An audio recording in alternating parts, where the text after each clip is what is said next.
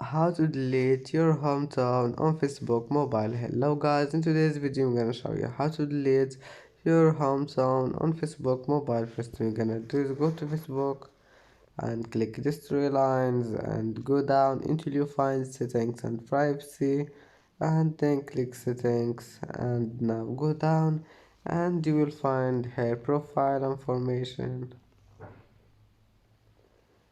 and now you will find here this one, your hometown, and then just click here on this pen and click this X icon,